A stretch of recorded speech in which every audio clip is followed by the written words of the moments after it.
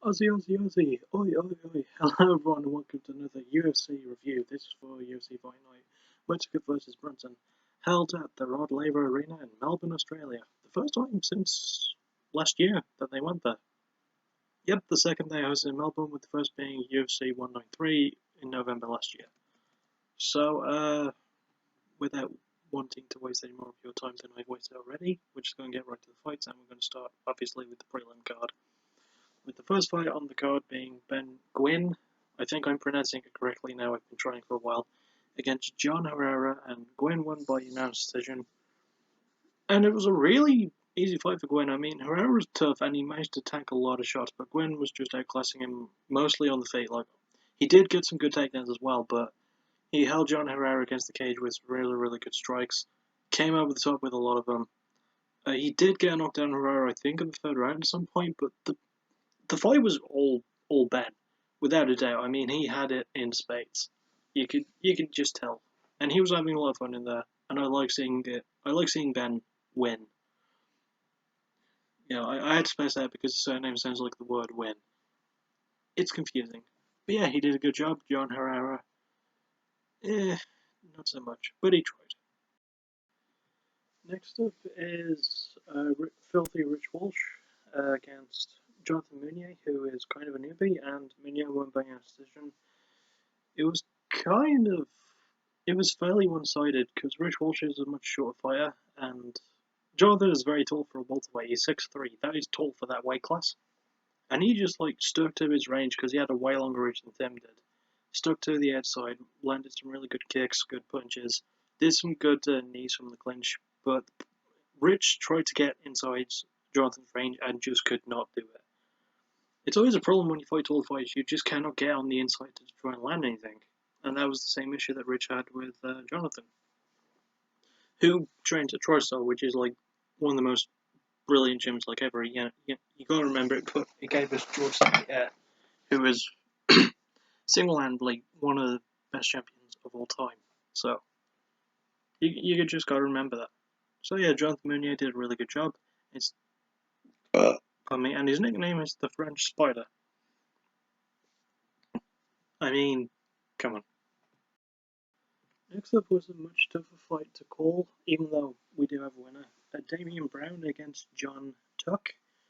And Brown won by split decision, and it was a very close fight. The first round, I would definitely give to John Tuck.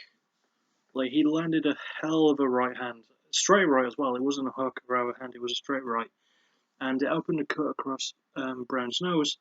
I just saw I did that. Sorry. And yeah, that was really nasty. And he landed some good ground pound on him, but didn't finish. Second round, John started wrestling a little bit more than Hooker Brown. I keep mixing Damon Brown up with Daniel Hooker. They did fight, but not in a fight, so I'm not reviewing that. Blah blah blah. But yeah, Brown started striking back in round 2. In round 3, it was much more of a war. Brown did manage to pull away with a good split decision victory. It was a very close fight. He managed to just basically tank whatever John gave him and dished out just as much, twice as much most of the time. So it was a really good showing for him. It's been a while since I've actually seen John Tuck fight as well, now that I think about it. He didn't do the best job. But you know, that's not his fault. And then we have the last fight on the prelim card. Dan Kelly against Chris Camozzi, and this was a pretty damn good fight. The first round was absolutely fantastic. I mean, Camozzi's slightly taller, he does have an advantage in reach, but Kelly was not taking no for an answer, and he landed some really good strikes. It almost came to an end. Camozzi landed an elbow as he was moving back and cut Kelly like right on the forehead, right on the hairline. So when the blood came down, it didn't really go into the eye, which is a good thing, because if blood goes into the eye, that's a major issue. But you know, Kelly managed to tank it, and in round 2 he managed to get a good takedown, despite Camozzi's really good stand work. In round 3, Camozzi started getting lazy, so he was throwing a lot of jabs in a row, but there wasn't anything to him, and they were just like, get away from me, and it didn't really look like it was trying anymore. And then Kelly just landed some good takedowns and pretty much finished the fight that way, and got the win. So it was a really, really good fight and a great way to cap off the prelims. nothing else needs to be said. Next up, we get to the first fight on the main card between Daniel Taylor and Seohee Ham. And before I actually talk about this, I would like to talk about the refereeing in this fight, because John Sharp was a referee and he's a good ref. And there were some mistakes he made, but I'll get to those soon.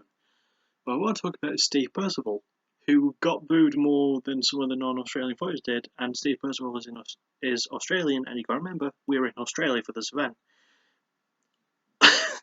It was weird seeing him get booed, but I guess he's just not a good ref. I haven't really seen him, be the third man in many fights, so I can't really judge, but apparently the fans really don't like him. So yeah, this was a fairly close fight. I don't think that Taylor won. I felt like she lost just slightly. It was her combos in third round that I think got the win. Ham was landing a really good straight left most of it. I don't remember much of the fight besides that. But I do remember the accidental eye pokes. There was two of them, one in round 1 and the other one in round 3. And the one in round 1, Ham sort of called for a timeout because she was back to the eye, and John Sharp stopped the fight, and they got checked out. Gave her a resting time, and she came back. In round 3, when Daniel Taylor did again, also by accident, Ham called for another timeout, but the referee was like, no, you can't do that. Fighters cannot call for a timeout if they've been poked in the eye, apparently.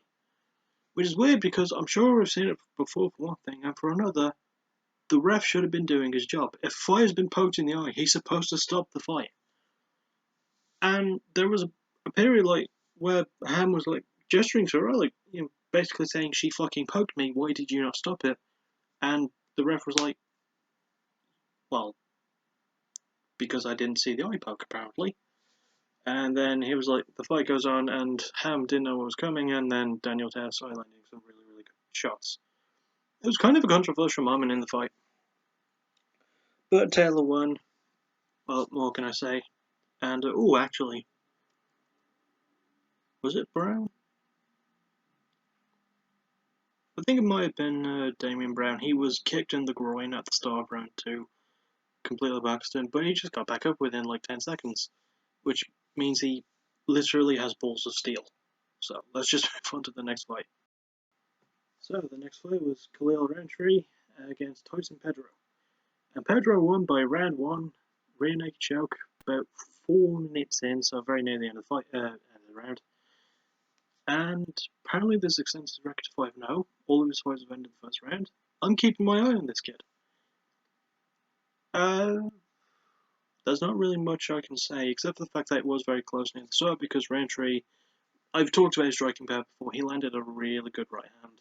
Nearly knocked, well, he did knock down Pedro, but Pedro managed to come back, get a takedown, and just found his way to a rear naked choke, and sunk it in, and Khalil forced a tap. It was a really, really good show. I mean, one more can be said, I'm going to keep my eye on Pedro. He's a talented kid, and he's only about my age, he's a year older, I think, so I'm keeping my eye on the dude, without doubt. Next up was Alexander Volkanovski, who is Australian/Russian, I don't really know, against Yusuke Kasuya, who is Japanese, I assume. I think he is, yeah. And Alexander won by round 2 TKO, and it was a fairly one-sided fight for him, because in the first round he managed to land a lot of the ground pound strikes and almost got the stoppage at several points. I was just thinking the ref should stop it at some point, but I can understand why he's not stopping it. I don't know why I'm doing this with my hand. Waka waka waka. And he, yeah. There was a funny moment, though, where after Alexander had taken Kasuya down, he, during one of the ground pound things, he was trying to lean over and he grabbed the cage, and the referee told him, don't grab the cage, and Alex literally, had time to just go to that, oh, sorry, mate. I've never heard any fighter do that when they've grabbed the cage. I've never seen them apologise to the referee. I've especially never seen one go, sorry, mate. I've never seen them look so guilty about it. It was so hilarious. I don't know why it was, but it was just seeing that, oh, crap, I shouldn't have done that. It was like getting caught with his hand in a cookie jar, you know? But yeah, eventually, in round 2, he got another takedown, because he went for a leg lock, interestingly enough, and Alexander Volkanovski. I think I'm saying his surname right. Volkanovski. Yeah.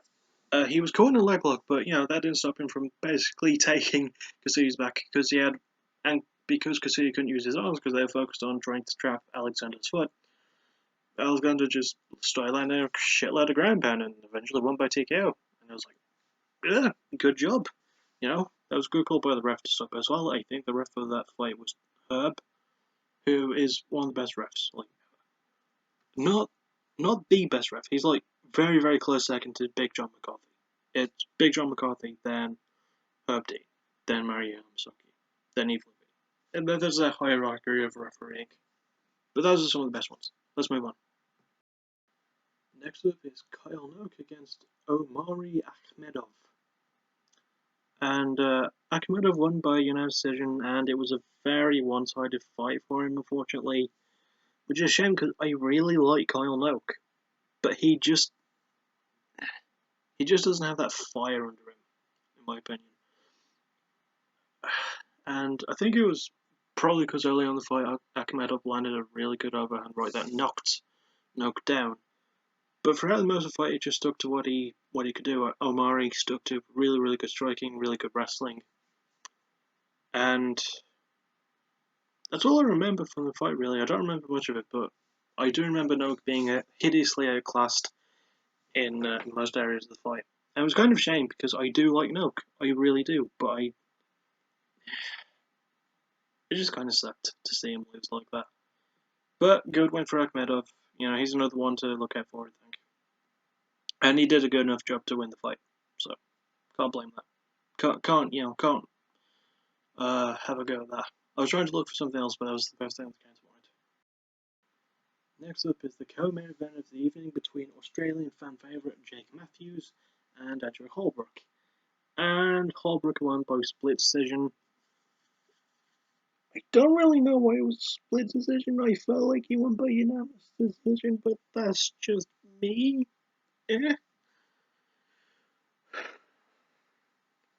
But yeah, Jake really wasn't able to mount anything. There was a brief moment, I think, in round 2 or 3, where he took down Holbrook and went for some ground and pound, but Holbrook pretty much outclassed him in terms of ground game. He out-wrestled him, he took Jake down a lot. It was really an unfortunate ass-kicking from Holbrook to Matthews. There's really not much else I can think of. Like, I've forgotten a lot about a lot of the fights on the card, but this was one of them where I was just like, yeah, Jake hasn't got this. There's very few Jakes in the UFC right now. There's only Matthews and Ellenberger. Wow. There was one called Jake Rosholt, but he was terrible. But yeah, and Jake Shields, but he was just boring. I think he's left the UFC now, or he's retired altogether. I am veering off into tangents. Sorry. But yeah, really, really bad showing from Jake. Really good showing from Holbrook. So we're going to move on to the main event. And now we move on to the main event between Robert Whittaker and Derek Brunson. Two fighters who are no nonsense inside the cage. They're all business. And holy crap. This did get fight of the night, and it was a finish in the first round, fortunately. Also, I forgot to mention Omari Akhmedov and Kyle Noak were former training partners. I don't want to do that. But yeah, I forgot to mention that, and now we're going to focus on the main event. So, Derek Brunson started off doing what he always does, which is very much trying to end it really, really quickly with a fast flurry, and he very much came close, like 3 times. But Robert Whittaker managed to tough it out and managed to counter with some good strikes of his own. It was very back and forth throughout the fight until Whittaker had Brunson against the cage, landed a vicious head kick, followed up with some uppercuts. Brunson fell down. Whittaker followed up with some great ground pound punches and was pulled off. And the fight was stopped. I should think about what I say before I say it.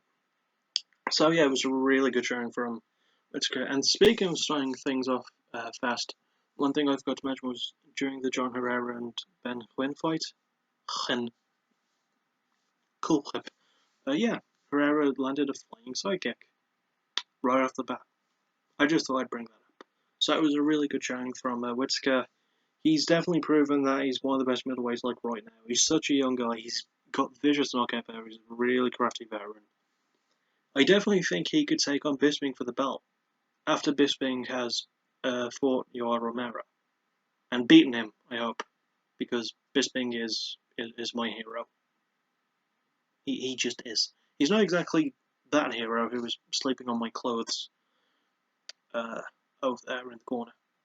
I don't keep my clothes in a corner, by the way. I have a shelf cupboard thing, and he's sleeping on the middle section, which has all my jeans and trousers. Anyway, that'll do it for this UFC review. I thought it was a decent event. Too many fights went the distance, and not all of them were as exciting as they could have been. But the main event was definitely it was one to watch out for. I don't think many people, especially people on my friends list, not a lot of them watch the fight nights, but they really should because it does result in some really good stuff, like the main event. So that's really all that I have to say. Tomorrow, you'll get both parts of my skill at backtracking episode, and then immediately after that, I'm going to start working on the corn episode. It's going to be fun. There's a lot of UFC stuff to do. So I'll see you all next time, I suppose. Yeah, bye.